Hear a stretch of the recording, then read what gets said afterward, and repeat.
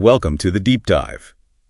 Today we're tackling a really big one for parents and caregivers. Kids' screen time guidelines. They seem to be always changing. They do, and you hear these huge numbers, right? Like 5, even 7 hours a day. For many American kids, it's a lot. It really is. And that's why the conversation gets, well, complicated. But the key thing, I think, is that the guidance has shifted. It's not just about counting hours anymore, especially once kids get a bit older. Okay.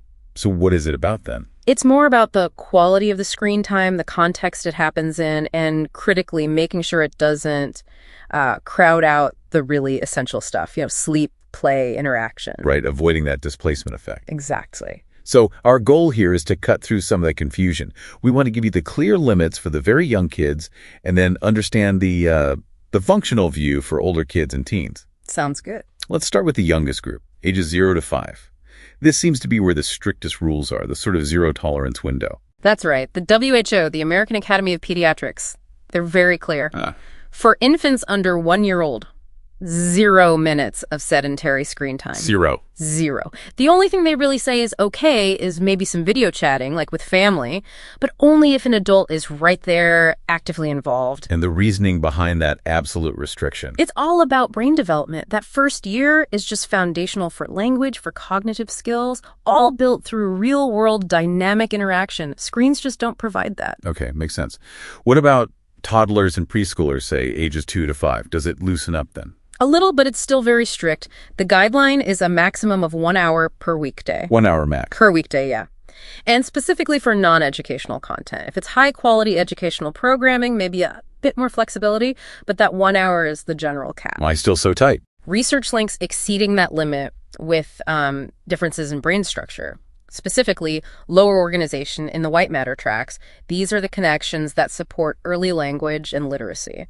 So we're protecting that crucial wiring. Wow. Okay, so incredibly strict up to age 5. But then it seems like the approach totally flips for kids age 6 and up, the hard time cap. It just disappears. It basically does, yes. The focus shifts completely. It becomes functional. Too much isn't defined by a clock anymore. So how is it defined then? It's defined by displacement. Is screen time getting in the way of fundamental needs? That's the test. Needs like? Like sufficient sleep.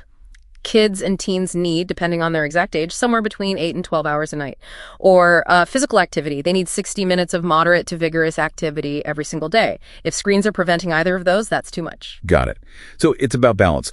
But is there any sort of time benchmark for older kids? I thought I read something about adolescents. Yes.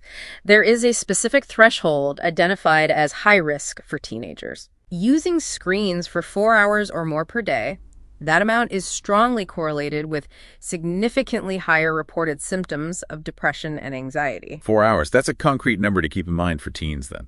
It really is. It doesn't mean every teen using screens 4 hours a day will have problems, but the risk factor jumps noticeably at that point. It's a flag. Okay. Beyond the mental health side, which is huge, there are physical risks too, right? Obesity comes up a lot. Definitely. Screen time is sedentary, obviously, but it's also the advertising. Kids see a lot of ads for unhealthy food and drinks, and that influences choices. And then there's digital eye strain. Right. The headaches, the blurry vision. Exactly. Dry eyes, neck pain sometimes. It's temporary discomfort from focusing up close for too long without breaks. So what can people do? Are there practical tips? Absolutely. For the eye strain, the best defense is simple. The 20-20-20 rule. Okay, remind us what that is. Every 20 minutes, you're looking at a screen, you take a 20-second break, and you look at something at least 20 feet away. It just gives your eye muscles a chance to relax. Simple enough. And what about the bigger concern? Myopia, nearsightedness. Are screens making kids' eyesight worse? Well, the link isn't necessarily direct causation from the screen light itself. The bigger issue seems to be what screen time replaces, specifically outdoor time. Outdoor time, how does that connect? It turns out that the high intensity of natural sunlight triggers dopamine release in the retina, and that dopamine actually seems to inhibit the eyeball from growing too long, which is what causes myopia. Huh. So it's not the screen, it's the lack of bright outdoor light. That seems to be a major factor, yes. Getting kids outside is protective for their vision. Okay, so let's try and wrap this up for everyone listening. What are the key takeaways here? I'd say it's that dual definition. For the little ones, under 5, stick to those really strict time limits. 0 for under 1s, max 1 hour daily for the 2 to 5s. And for the older kids, 6+. It's about function and balance. Make sure screens aren't displacing sleep or physical activity, and be aware of that 4-hour daily threshold for teens as a high-risk marker. And practically speaking, create those boundaries. Tech-free meals, maybe. And definitely charge devices outside the bedroom. That last hour before sleep is crucial. Absolutely. Protect that sleep. And maybe one final thought to leave people with. Since we know quality matters, and active use is better than just passively watching. Yeah. Think about one time this week where maybe passive screen time happens.